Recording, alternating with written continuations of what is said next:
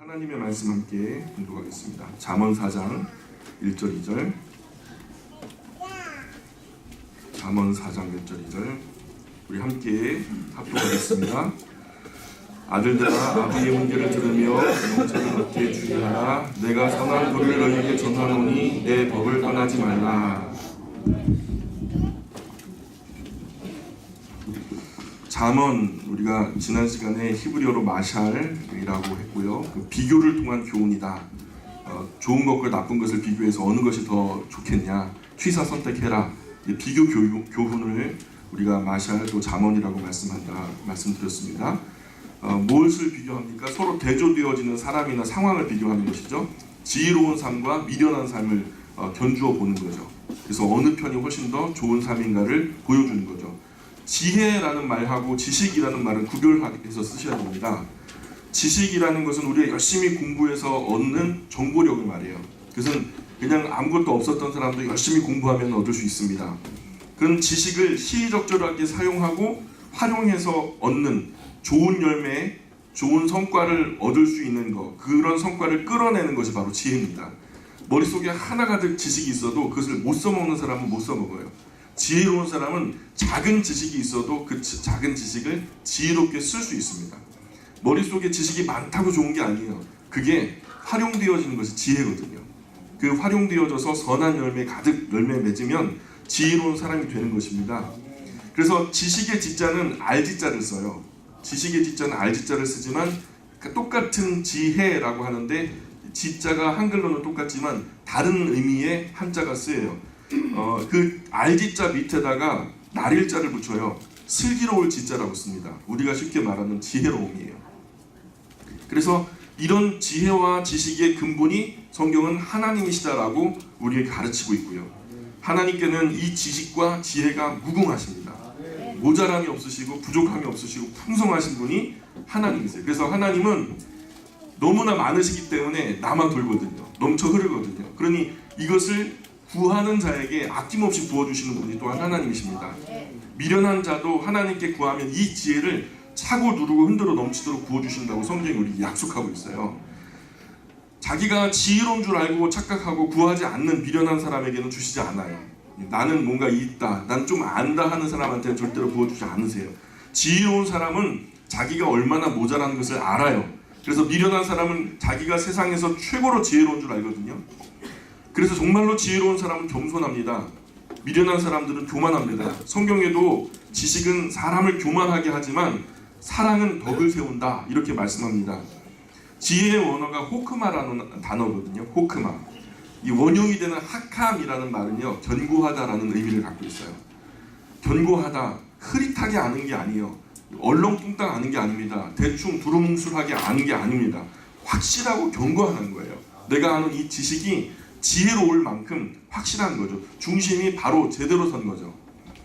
그래서 좌우단간 바르게 분별하게 되는 거예요. 절대로 이 길로 가면 망한다라고 하면 안 가겠죠. 근데 이게 아니야, 망하지 않을 수도 있어 하고서 두루뭉술하게 알면 그 길로 갈 수도 있는 거죠. 좌우단간을 바르게 옳게 분별하고 결정해서 실천하고 추진하는 거죠. 대체로 지혜로운 사람은 마음이 맑고 투명합니다. 마음이 청명하면 이런 사람을 만나면 대화하는 중에도 복잡한 문제가 쉽게 해결돼요. 막 세상 꼬이고 세상 엄청나게 어려운 문제 같은데도 이런 명철한 사람들, 지혜로운 사람들을 만나면요, 문제가 어려워지지 않고 쉬워져요. 근데 미련한 사람을 만나고 조언을 구하면 오히려 쉬운 문제가 어려워집니다. 마음이 맑아지는 방법 간단합니다. 욕심만 내려놓으면 돼요. 우리 안에 뭔가를 하고자 하고 되고자 하고 이루고자 하는 욕심이 하나 가득하면요, 그것이 진리를 방해해요. 마땅히 이것이 옳음에도 불구하고 내 욕심에 가려서 이러지 않을 수도 있어 라고 하는 여지를 남기기 때문에 그 욕심이 진리를 막아서는 거죠. 우리가 욕심만 내려놓으면 마음이 맑아집니다. 대개 이 욕심이 우리 눈을 어둡게 만들어요. 욕심 때문에 미련한 선택을 하게 되는 경우가 대부분이거든요. 확실한 지식, 만고물변의 지식, 절대 세대가 변하고 상황이 달라져도 변하지 않는 지식을요, 우리는 진리라고 말해요. 이 동서고금을 막론하고 남녀노소 빈부귀천을 막론하고 모든 이에게 절대 지식이 확실하게 그렇게 되는 것을 진리라고 말하는 거죠. 이 진리를 아는 사람은 지혜롭게 될 가능성이 큽니다. 왜냐하면 이 참된 절대 불변의 진리가 확실히 맞다는 것을 알기 때문에 헛된 짓을 안 해요. 속된 말로 헛짓거리를 안 한다고요. 살면서 우리가 그냥 수십 년 동안 열심히 일을 했는데 그게 헛된 일이 되는 경우가 많거든요. 그게 지혜롭지 못해서 그렇습니다. 우리가 살다 보면 좋은 일도 많이 해야 하는데 그보다 먼저 좋은 일을 하기 전에 먼저 헛된 짓을 안 해야 돼요. 뭔가를 하려고 하기보다도 뭔가를 안 하려고 해야 됩니다. 안 하는 것을 먼저 하고 먼저 안 하면은요 여유가 생기잖아요. 그럼 여유가 생기면 그 시간 노느냐 아니라 그 좋은 일, 또 선한 일, 유익한 일들을 해야 되는 것이죠.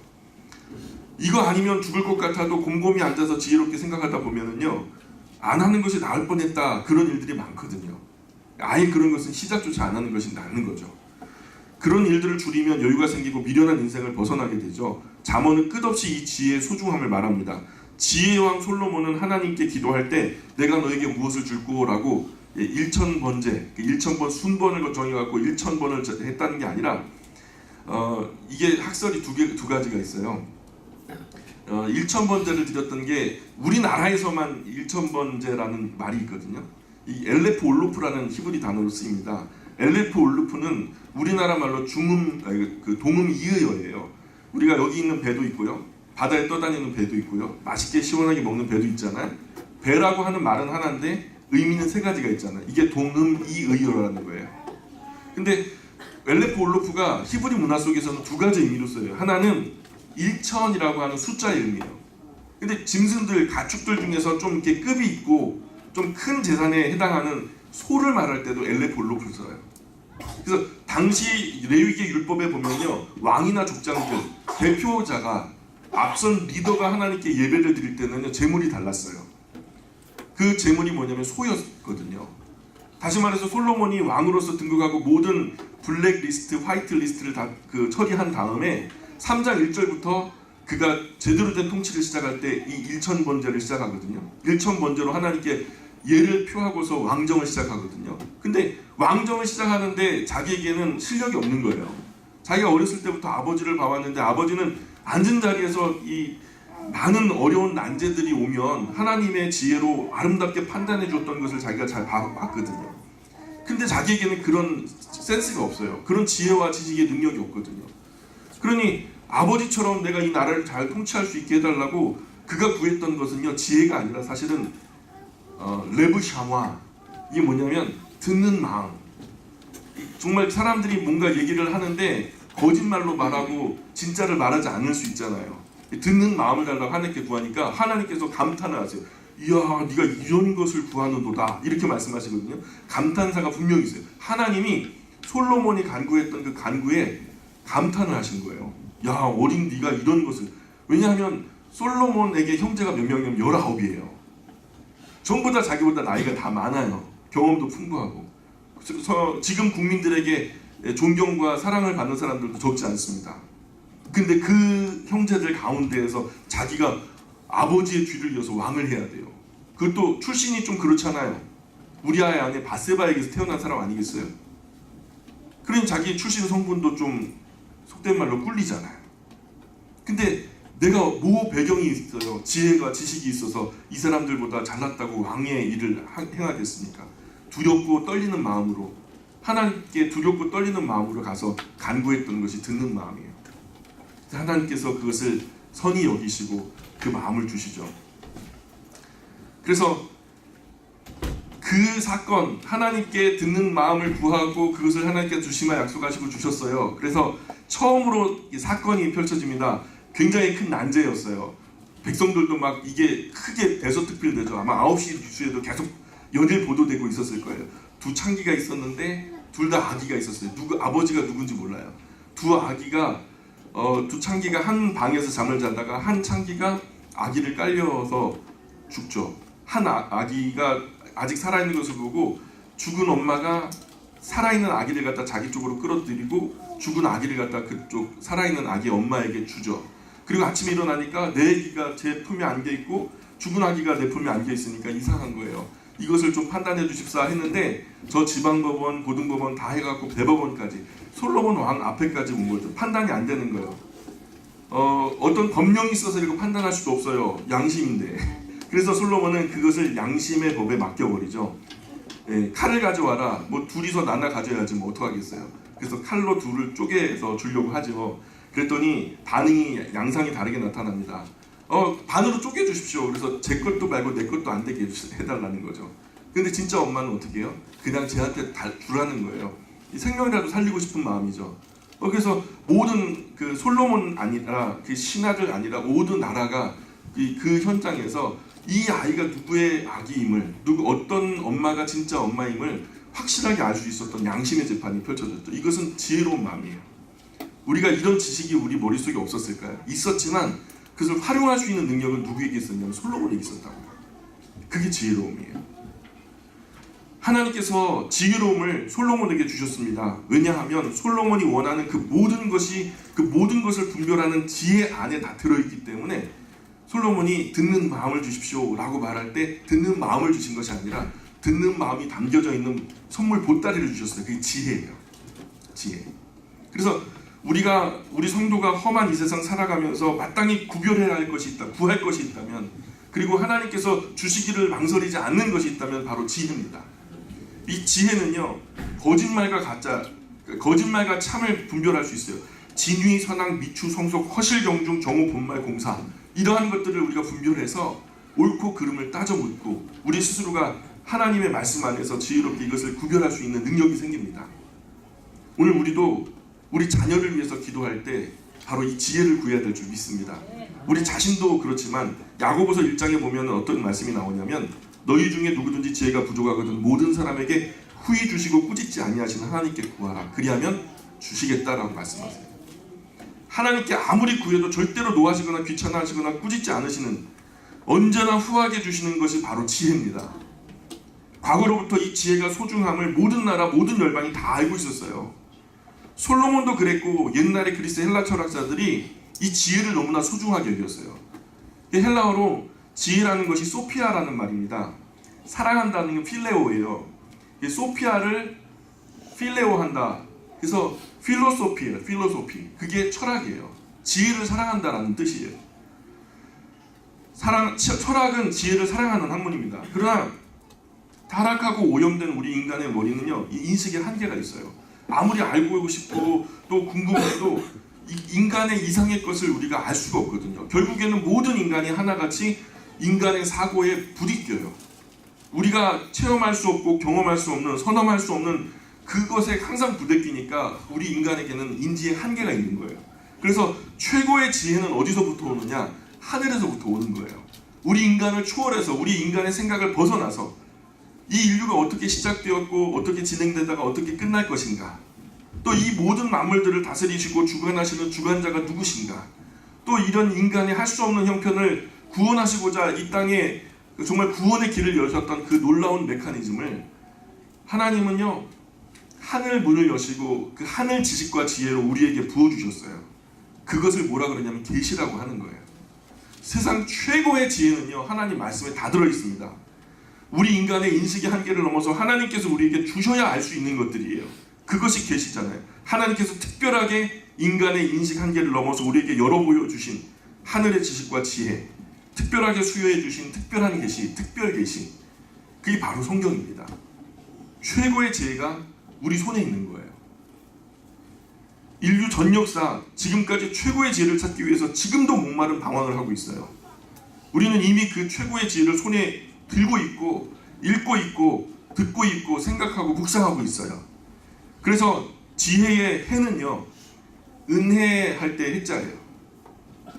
은혜는 높은 이가 낮은 이에게 베푼다라는 사전적인 의미가 있어요. 높으신 하나님이 낮은 인생에게 베풀어 주시는 은혜가 바로 지혜입니다. 그리고 그 최고의 지혜가 하나님 말씀이에요. 이 말씀 꾸준하게 성실하게 우직하게 묵상하다 보면은 미련한 사람도 지혜롭게 변화된다라고 성경이 우리에게 증언하고 있어요. 이 지혜의 눈, 이 해안을 갖기 위해서 인생이, 많은 사람들이 요즘에 유행처럼 번지는 말이 있는데, 인생은 B와 D 사이의 C다. birth와 death 사이의 초이스다. 모든 인생이 태어나는 순간부터 선택을 하잖아요. 그리고 마지막에 죽게 되잖아요. 결국 그 꽃 같은 환경에서 어떤 사람은 바보 같은 결정을 해요. 또 어떤 이는 현명한 결정을 하고요. 이 똑똑한 선택의 능력이 바로 지혜 안에 있어요. 자, 오늘 우리가 읽었던 4장 1절 보세요. 아들들아, 아비의 훈계를 들으며 명철을 얻기에 주의하라. 명철이라는 말은 밝을 명자를 쓰고요, 총명할 철자를 쓰죠. 밝고 총명하다. 명철은 지혜와 딱 붙어 있어요. 지혜로운 사람은 명철은 뒷면에 붙어 있는 거예요. 동전의 양면과도 같아서 지혜를 구하면 자연스럽게 따라오는 1+1 상품이에요. 그래서 2절에 보니까 내가 선한 도리를 너희에게 전하노니 내 법을 떠나지 말라. 나도 내 아버지에게 아들이었으며 내 어머니의 복에 유약한 외아들이었노라. 요즘에 우리 아이들이 이런 걸 잘 모르더라고요. 우리 엄마 아빠에게도 엄마 아빠가 있다는 것을 모르는 거예요. 엄마 아빠에게 소중한 자식이었다는 것을 모르더라고요. 가르쳐줄 필요가 있는 것 같아요. 4절에 아버지가 내게 가르쳐 이르기를 내 말을 네 마음에 두라. 내 명령을 지키라. 그리하면 살리라. 지혜를 얻으며 명철을 얻으라. 내 입의 말을 잊지 말며 어기지 말라. 지혜를 버리지 말라. 그가 너를 보호하리라. 그를 사랑하라. 그가 너를 지키리라. 지혜가 제일이니 지혜를 얻으라. 네가 얻은 모든 것을 가지고 명철을 얻을지니라. 그를 높이라. 그리하면 그가 너를 높이 들리라. 만일 그를 품으면 그가 너를 영화롭게 하리라. 그가 아름다운 관을 네 머리에 두겠고 영화로운 면류관을 네게 주리라 하셨느니라. 지혜가 최고죠. 계속 말하는 거예요. 지혜가 최고라는 거예요. 그러니 꼭 지혜를 얻어야 된다. 아비의 간절한 소망이 있어요. 지혜와 비교할 것은 없다. 지혜가 결국 너를 높여줄 거다. 지혜가 너를 영화롭게 명예롭게 해줄 거다. 다 그런 이야기죠. 그런데 사실 이 지혜보다도 훨씬 더 귀한 것이 있거든요. 솔로몬의 이때는 지혜가 최고였지만 오늘 우리가 사는 이때는요, 지혜보다 더 귀한 게 있어요. 바로 성령님이에요. 아멘 합시다. 이제 왜 성령님인지 설명해 드릴게요. 신학에 와서는 성령을 받으라고 그래요. 왜냐하면 성령님 안에 최고의 지혜가 들어있거든요. 지혜를 품어 이 가정 듣는 마음을 구했던 솔로몬, 그 솔로몬 듣는 마음이라는 것이 지혜 안에 있었기 때문에 지혜라는 선물 보따리를, 종합 선물 세트를 주셨잖아요. 근데 지혜조차도 그 파디션 안에 들어있는 더 큰 선물 보따리가 있는데 그게 성령이라는 거예요. 성령. 예수님께서도 구하라 찾으라 두드리라 유명한 말씀 하셨죠. 구하라 찾으라 두드리라, 그 말씀을 예수님께서 하셨거든요. 그 말씀 끝에 이르시기를 누가복음 11장에 보니까 너희 중에 아버지 된 자로서 누가 아들이 생선을 달라 하는데 생선 대신 뱀을 주며 알을 달라고 하는데 전갈을 주겠느냐. 너희가 악할지라도 좋은 것을 자식에게 줄 줄 알거든 하물며 너희 하늘 아버지께서 구하는 자에게 성령을 주시지 않겠느냐. 아버지가 자녀에게 소중한 것, 최고의 것을 주려고 하는 것처럼 하늘 아버지께서 이 영의 자식들에게 최고의 것을 주시지 않겠느냐. 그런데 그것을 뭐라 그래요? 성령이라고 해요. 하나님께서 그 자녀에게 주실 최고의 선물로 성령님을 말씀하고 있는 거죠. 그 성령님께서 우리 안에 임재하실 때 지혜도 당연히 함께 따라와요. 성령님을 얘기할 때 성경은 지혜의 영이라, 지식의 영이라고 말씀하세요. 성령님께서 오셔서 성경을 가르치는 가운데에 참된 지혜의 문이 열리죠. 세상 최고의 지혜가 하나님을 알아먹는 거거든요. 하나님의 마음을 헤아리는 거거든요. 그분이 우리에게 주신 그 선물을 알아볼 수 있는 눈이 열리는 거거든요. 복잡한 것도 명료해지고 확실해지고 단순해지고, 그래서 분별이 되니까 인생에 미련한 선택을 하지 않게 되고 지혜로운 선택이 많아지면서 나머지는 배설물처럼 버리게 되는 거예요. 그래서 바울이 예수 그리스도를 만나기 전에 그렇게 보배롭게 생각했던 것들을 이제는 내가 똥처럼 여긴다, 배설물처럼 여긴다 하면서 다 버리고 예수 그리스도를 아는 지식이 가장 고상함이라. 근데 그 고상함을 그냥 말로 입으로 하는 것이 아니라 그의 삶으로 보여주잖아요.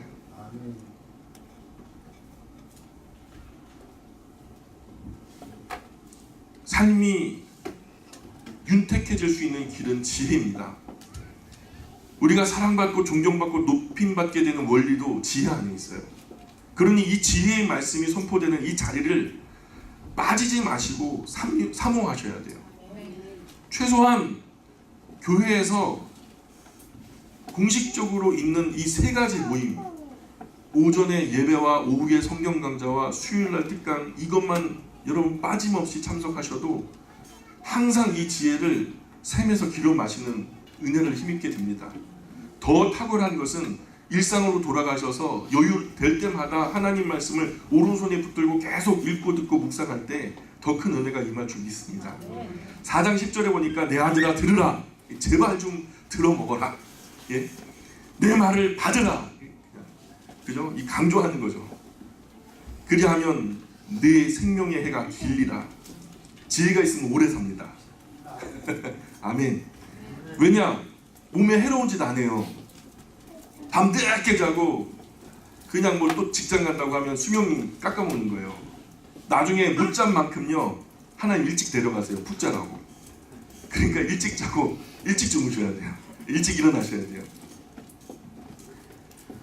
그래서 우리가 참된 지혜의 말씀들을 이렇게 가만히 읽다 보면은요, 성경에서는 뭘 먹어야 할지, 뭐를 먹지 말아야 될지도 안내해 주시잖아요.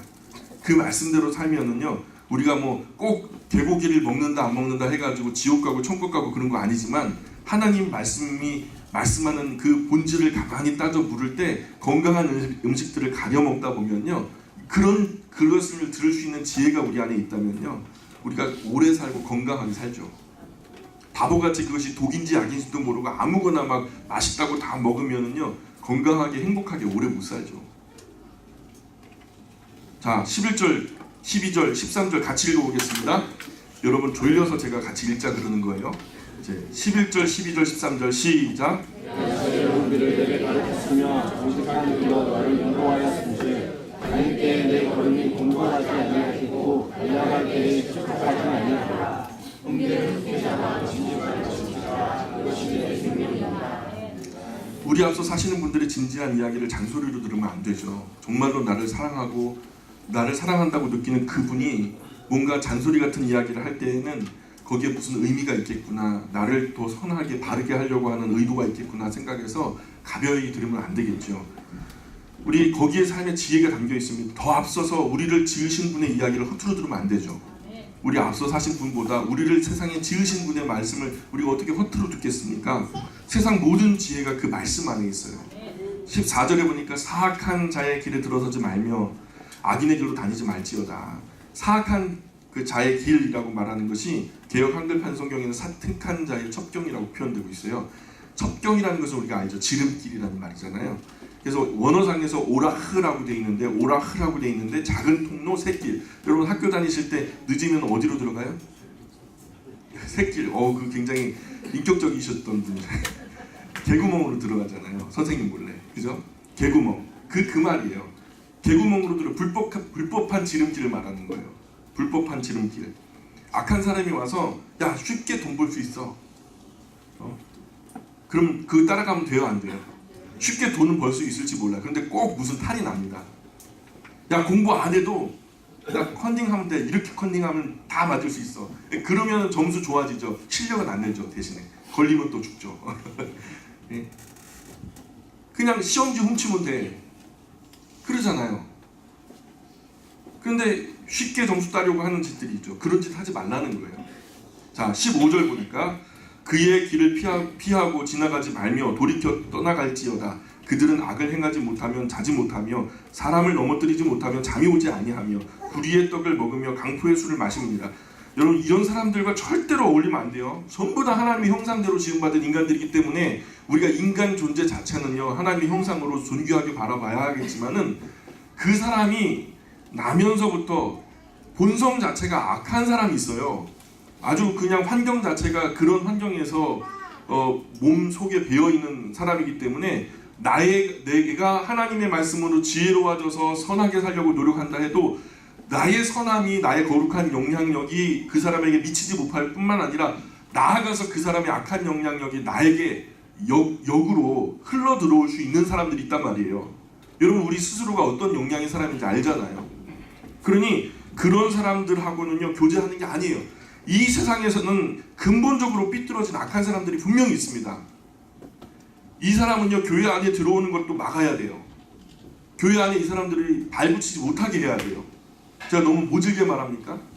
요한계시록에 보면 예수님께서 버가모 교회를 책망하실 때 발람이나 니골라 당의 악한 교훈으로 더럽히고 오염시키는데 왜 막지 않고 가만히 있냐라고 야단치세요. 뭐 발람이나 니골라는 마귀입니까? 사람 아니겠어요? 회개하고 빨리 바로 잡으라는 거예요. 바로 잡는 게 뭐예요? 그 사람들 예배당에서 쫓아내라는 거예요. 또 두아지라 교회에 책망하시기를 더럽게 유혹하는 이세벨 같은 사람을 왜 용납하고 있느냐? 빨리 회개하고 교회에서 쫓아내버려라. 그것 때문에 교회 안에 음란이 들어오지 않냐라고 예수님께서 책망하고 계세요. 그렇지 않으면 주님께서 직접 그를 더러운 침상에 던질 것이고 그와 함께 놀아난 교회도 함께 징벌하겠다라고 예고하시는데요. 이 사람 때문에 교회 망하면 되는 거예요. 같은 가치가 충돌할 때 더 큰 가치를 위해서 작은 가치를 잘라내야 되는 거예요. 지혜롭게 판단하셔야 돼요.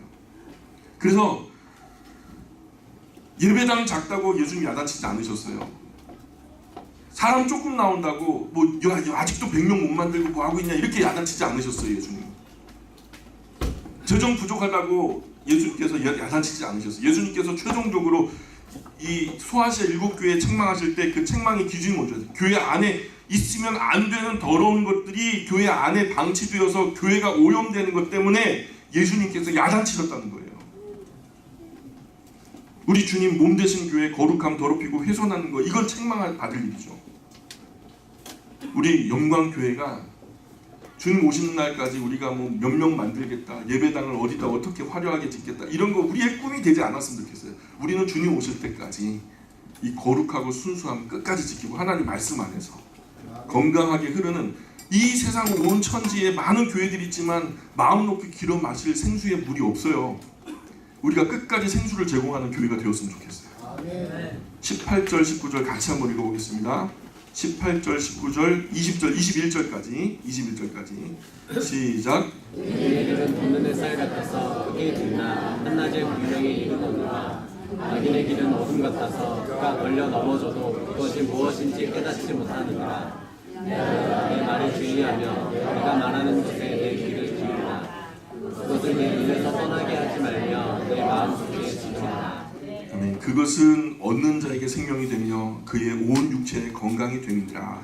해 아래서, 사실 해 아래 가지고 나오면 해결되지 않는 것이 없어요. 우리가 음침한 곳, 그늘진 곳, 어두운 곳에서 그것을 자꾸만 열어보니까 우리의 문제가 커 보이고 도저히 해결될 수 없을 것 같죠. 우리가 그것을 다 끄집어내서 하나님 앞에 가지고 나오면요, 여러분 이거 어떻게 치워야 되지 하던 것이요 다 보이기 시작해요.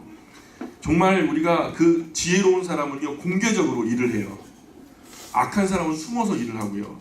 지혜로운 사람은 밝은 곳에 일하니까 무엇이 잘못됐는지 금방 알고 개선이 돼요. 그런데 악하고 미련한 사람은 뭐가 잘못돼도 되는데 하도 어두워서 뭐가 잘못됐는지 몰라 그냥 덮어놓고 그냥 가요. 그래서 굽어지고 삐뚤어지고 망가져 버리는 거죠. 그러니 우리 그리스도인은 지혜롭게 의롭게 공평하게 정직하게 정로로 걸어가야 돼요. 자꾸 꾀를 부리면 안 돼요. 갑자기 예뻐지고 싶다 이런 충동이 일어나더라도 그러시면 안 돼요. 그러시면 안 됩니다. 예, 그런 이상한 짓 하면 안 돼요. 자신을 아끼고 사랑하면 그 사랑이 나를 보는 이들에게도 아름답게 느껴져요. 내가 나를 사랑하지 않는데 누가 아무리 예쁜 수술을 했다고 해도 사람들이 나를 예뻐 보이겠어요? 예쁜 만큼 추하게 보이더라고요. 자기를 사랑하지 않는 여자가 정말로 예쁜 아름다움을 탑재하고 있으면요 아름다운 만큼 추해 보이더라고요. 근데 정말 죄송합니다. 하나님이 빗다가 잠깐 조셨던 것 같은 그런 얼굴로 있으셔도 정말 자기를 사랑하는 그 자매들을 보면요 속에서 후광이 나와요. 야, 정말 함부로 대하면 안 될 것 같고 정말 하나님의 형상 같은 그런 마음들이 들어요. 나를 사랑하고 아끼셔야 돼요. 그 사랑이 나를 보는 이들에게도 아름답게 느껴집니다. 외모상의 아름다움은요 보면 예쁘지만 만나서 교제하는 동안에 그 외모만큼 아름다운 내실이 없으면 그 아름다움만큼 추해지는 거예요. 똑같은 이치로 남자분들도 마찬가지예요. 그냥 열심히 그냥 푸시업하고 막 열심히 그냥 뭐 초콜릿 볶음 만들어도 속에 든 것이 내실이 없고 완전히 컨텐츠가 빈약해요. 그냥 속된 말로 껍데기만 막 가꾸려고 해. 내 안에 있는 철학도 사상도 없어. 말씀의 진리도 없어요. 외모만큼 그 사람이 그렇게 추하게 느껴질 수가 없어요. 반대로 외모상 아름다움이 없어도 멋짐이 없어도 만나서 교제하는 동안에 그 속에 아름다움이 뿜어져 정말 멋짐이 뿜어져 나오고 외모가 불식되어 버려요. 그 사람 못생겼고 뭐 심지어는 뭐 팔 하나가 없어도 그 사람이 존귀하게 느껴지는 거죠. 세상 가장 아름다운 모습으로 보이게 되더라고요. 자, 23절에 보니까 모든 지킬 만한 것 중에 더욱 네 마음을 지켜라. 생명의 근원이 이에서 나옵니다. 마음 지켜야 됩니다. 마음을 지키는 사람이 성을 쳐서 빼앗는 사람보다 더 용맹한 사람이라고 그랬어요. 오늘 이 시대는 특별히 더 그래요. 우리 아버지들 마음 지키셔야 돼요. 성을 쳐서 빼앗는 용사보다, 장군보다 더 멋있는 아버지들이 되셔야 돼요. 여러분 마음 지키셔야 돼요. 돈 잃어도 괜찮아요. 그럼 마음 잃어버리면 안 돼요. 돈을 버려가면서 마음을 찾으시기 바랍니다. 돈 손에 보셔서 마음을 얻으시길 바래요. 사탄은 이 마음을 항상 공격해요. 영혼의 깊은 평화, 강같이 흐르도록 마음 관리 잘 하셔야 됩니다. 마음 바깥으로부터 오는 유혹도, 마음 안에서 떠오르는 미혹도 함부로 자라게 두어서는 안 돼요. 애완용으로 키울 만한 죄는 세상에 없어요. 이것이 결국은 나의 영혼을 좀먹게 되고, 결국 작은 돌이든 큰 돌이든 간에 물에는 가라앉잖아요. 작은 죄든 큰 죄든 결국 지옥불까지 가라앉게 될 때 그것이 나의 발목을 잡고서 지옥불에 함께 떨어지게 될 겁니다. 그러니 마음 바깥으로 오는 유혹, 그 죄의 허물들을요, 우리가 잡초처럼 작다고 무시하다가 나도 알지 못하는 순간에 내 마음밭이 온통 잡초같이 돼가지고 내가 나인지 죄가 나인지 모르게 되는 상황이 온다니까요.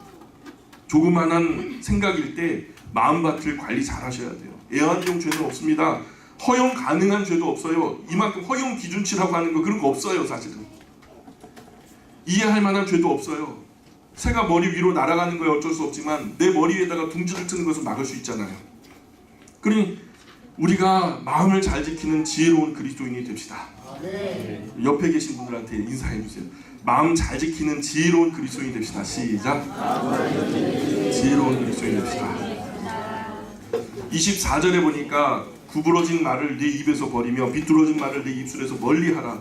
네 눈은 바로 보며 네 눈꺼풀은 네 앞을 곧게 살펴 네 발이 행할 길을 평탄하게 하며 내 모든 길을 든든히 하라. 좌로나 우로나 치우치지 말고 네 밭을 악에서 떠나게 하라. 이 곁에서 누가 말하면 혹하고 저 말하면 기웃뚱하는 사람들이 있죠. 우리 그렇잖아요. 예? 보는 것도 이것 보면은 이게 전부인 것 같고 저거 보면 저게 전부인 것 같고, 그죠? 이런 분 계시다면 우리 뭐 다 비슷하잖아요. 눈을 들어서 하나님 보셔야 돼요. 좌우로 흔들리는 이유는 이쪽 보고 저쪽 보니까 좌우로 흔들리는 거예요. 그럴 때 흔들리지 않을 수 있는 것은 저 눈을 들어서 하늘을 보면요, 하늘의 기준을 잡으면은 흔들리지 않을 수 있어요. 흔들리더라도 그 흔들림이 이제 적어지다가 안 흔들릴 수 있는 기능들이 생기는 거죠. 하나님 보셔야 됩니다. 왜 좌우로 흔들리냐면 자꾸 옆 사람하고 나를 비교하니까, 옆집 남편하고 우리 남편하고 자꾸만 비교를 하니까, 저 집안하고 우리 집안하고 자꾸 비교를 하니까, 저 교회 우리 교회 저 나라 우리나라 자꾸만 비교를 하니까 자꾸 흔들리는 거예요. 저 사람이 잘 사는 것 같고 저 사람이 옳은 것 같고 저 사람들이 더 고상한 것 같고 세련된 것 같고, 그러면 내실이 없어져요. 이리저리 치우죠. 세상에 전부 다 오만 사람이 자기 옳다는 대로 살아가는데 사사시대가 그것 때문에 문제가 되지 않았어요? 왜 구약이 암흑기가 됩니까? 왜 구약이 암흑기가 돼요? 각기 소견에 옳은 대로 행했기 때문에.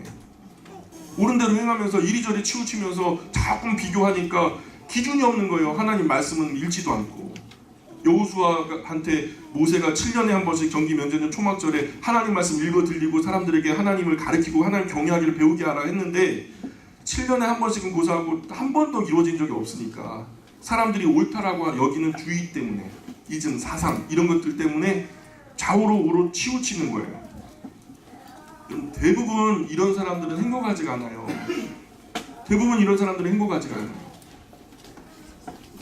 이런 사람 되게 결정장애가 많아요. 선택해놓고도 다른 거 보고 있어요. 물건을 분명히 샀는데 다른 거 보고 있어요. 치우치지 않을 수 있는 복된 길이 있습니다. 옆을 보는 눈을 들어서 하나님을 향해 곧게 바라보면 좌로도 우로도 치우치지 않을 수 있어요. 본질을 바라볼 수 있다고요. 오직 그분 앞에서 내가 잘 사는지 못 사는지 위아래만 있을 뿐이죠. 하나님 앞에 살아야 돼요. 그래서 우리 그리스도인들은 하나님 앞에 살아야 돼요. 우리 그리스도인들이 정말 추한 게 뭔지 아세요? 우리 그리스도인들이 교회 안에서 하나님 안 보고 세상 사람 바라볼 때 그게 추해져요. 그게 욕심내야 되거든요. 근데 그리스도인들이 욕심내면 안 되는 사람들인데 그리스도인이라는 옷을 입고서 자꾸만 욕심을 내려 하니까 그게 추해지지 않겠어요? 야, 우리는 세상이라 원래 그냥 이렇게 먹고 사는 거야. 근데 너는 그리스도인인데 왜 그렇게 살아? 이게 추해지잖아요.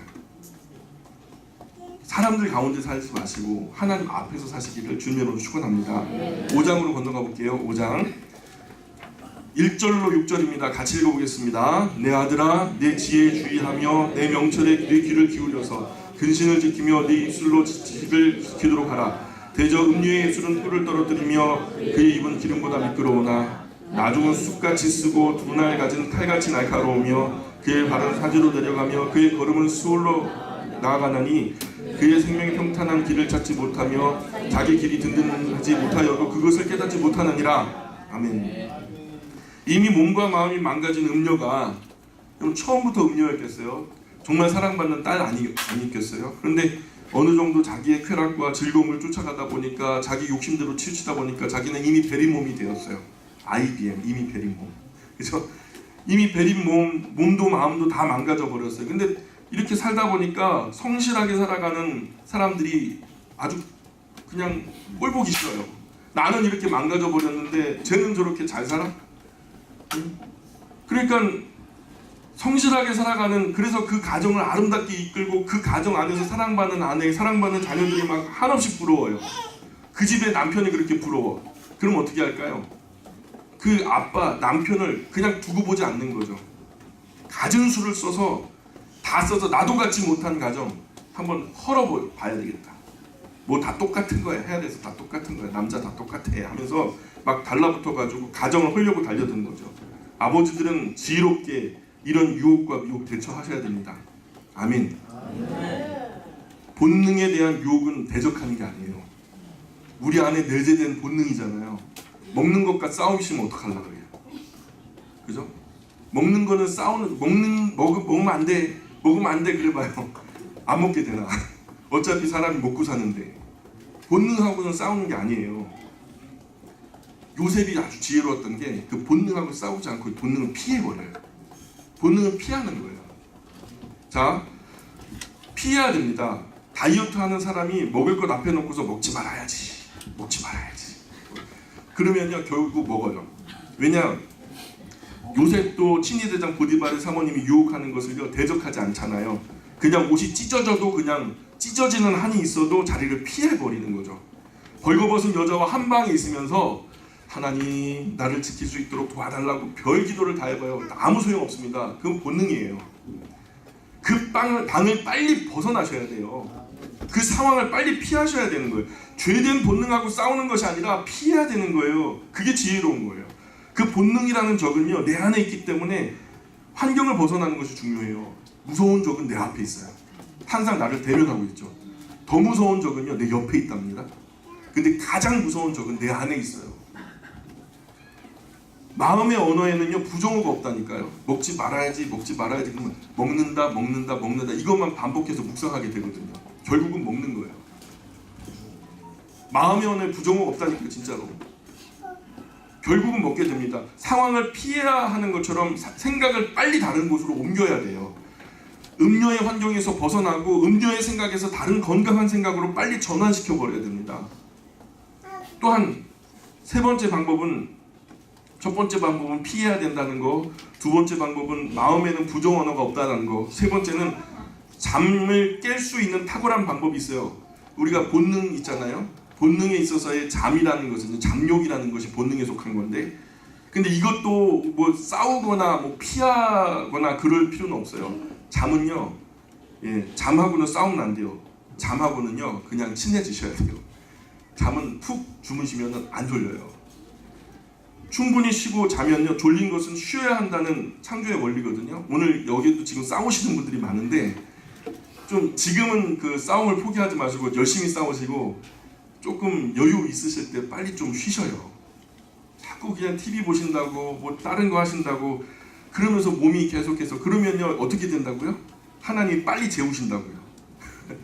하나님 빨리 데려가신다니까요. 안타까우셔가지고 아유 얘 재워야 되는데 잠도 안 자고 드라마 보느라고 어떡하냐 그래가지고 하나님 빨리 데려가신다니까요. 잠을 줄이면요 수명이 줄어든대요. 그게 하나님 원리예요. 빨리 재우신다고. 운전 중에도 졸리면 막 허벅지 제가 꼬집어 봤거든요. 여수까지 가는데 허벅지를 꼬집어 갖고 내려가고 하도 쓰리고 아파서 내려가고 보니까 휴게소에서 봤는데 멍이 들었어요.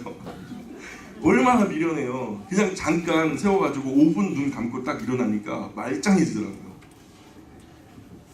그냥 눈 감았다 뜨면 훨씬 수월해요. 잠하고는 싸우지 마시고 주무시는 거예요. 5장 7절에 보니까 그런즉 아들들아 나에게 들으며 내 입에 말을 버리지 말고 내 길을 그에게서, 그가 누구죠? 유혹하는 음녀에게서 멀리하라. 그저 멀리해야 돼요. 피하는 거예요. 그의 집 문에도 가까이 가지 말라. 그저 환경을 피하라고 그러잖아요. 9절 두렵건대 내 존영이 뭐냐면 호드라는 단어로 쓰여있는데 빛남, 광채, 위엄, 영광, 명예 이런 것들을 다 포함하는 말이에요. 그런 것들이 남에게 잃어버리게 되며 내 수한, 샤네라고 하는데 너의 해와 연수를 말하는 거예요. 내 수한이 너의 해가, 너가 아름답게 빛나게 될 그 아름다움의 해가 잔인한 자에게 빼앗기게 될까 하노라. 두렵건대 타인이 내 재물로 충족하게 되며 내 수고한 것이 외인의 집에 있게 될까 하노라. 두렵건대 마지막에 이르러 내 몸 내 육체가 쇠약할 때에 내가 한탄하며 말하기를 내가 어찌하여 훈계를 싫어하며 내 마음이 꾸지람을 가벼이 여기고 내 선생의 목소리를 청종하지 아니하며 나를 가르치는 이에게 귀를 기울이지 아니하였던고. 그죠? 결국 유혹에 빠지면 땅을 치고 후회하게 될 거라는 거죠. 14절에 보니까 많은 무리들이 모인 중에서 큰 악에 빠지게 되었노라 하게 될까 염려하노라. 그래서 그러면서 결론이 뭐냐면 15절입니다. 같이 읽어볼까요? 15절 시작. 이게 뭔 말입니까? 그러니까 아내와의 애정만으로 만족하라는 거예요. 아내와의 애정만으로 만족하라는 거예요. 아내와 남편 안에서만 성적으로 즐기라는 거예요. 이런 말을 은유적으로 표현한 거예요. 아이들도 듣고 있으니까. 16절 보세요. 16절 계속 읽을게요. 시작.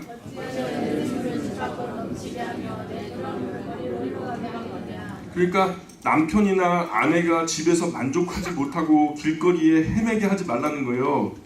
네? 서로의 벌거벗음을 부끄러워하지 말고 하나님께서도 허락하셨어요. 부부간의 사랑은요. 하나님께서 허락하신 그 기쁨의 터를 충만히 즐기라는 거예요. 그래서 집 안에서 충만하게 채워지면 그러면 다른 곳에서 눈이 가질 않아요.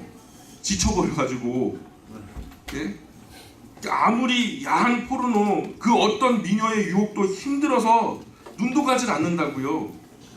우리 아버지들 정욕의 힘 아주 다 빼놔야 되거든요. 이 다른 것들이 귀찮아질 만큼 강렬하게 타오르셔야 돼요. 그냥 그러셔야 돼요. 자꾸 그냥 이 쓸데없는 짓, 이 장치들이 많아지니까 우리 아버지들이 엉뚱땡뚱한 짓들을 많이 해요. 통계적으로 3가정에 1가정은 바람피는 가정이라고 나오더라고요. 심각한 거 아니겠습니까? 17절에 보니까 그 물이 네게만 있게 하고 타인과 더불어 그것을 나누지 말라. 미친놈이죠 이렇게 하는 거. 네 셈으로 복되게 하라. 네가 젊어서 취한 아내를 즐거워하라. 그래서 젊어서 취한 아내에게서 만족해야 돼요. 그것을 넘어서면 죄예요. 몰래 먹는 게 맛있다? 이건 탈납니다. 그렇게 하지 말래요. 하나님 말씀은 집 안에 샘이 흐르면 그 가정은 그 집 안에 샘이 마르면 그 가정은 깨지는 거예요. 하나님 나라의 큰 손실이죠. 하나님 앞에서 큰 죄가 되는 거예요. 이런 짓 하지 말라는 거예요. 19절에 보니까 그는 사랑스러운 암사슴 같고 아름다운 암노루 같으니 너는 그의 품을 항상 족하게 여기며 그의 사랑을 항상 연모하라. 내 아들아 어찌하여 음료를 연모하겠으며 어찌하여 이방 계집에 가서는 앉겠느냐. 사실 솔로몬이 이런 말할 자격이 있어요.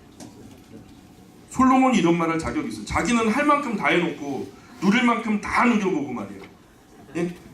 아들에게는 하지 말라는 거예요. 아들들에게는 하지 말래요. 그럴 수 있죠. 자기가 해봤더니 그렇게 허무하고 어렵고 슬프더라는 거죠.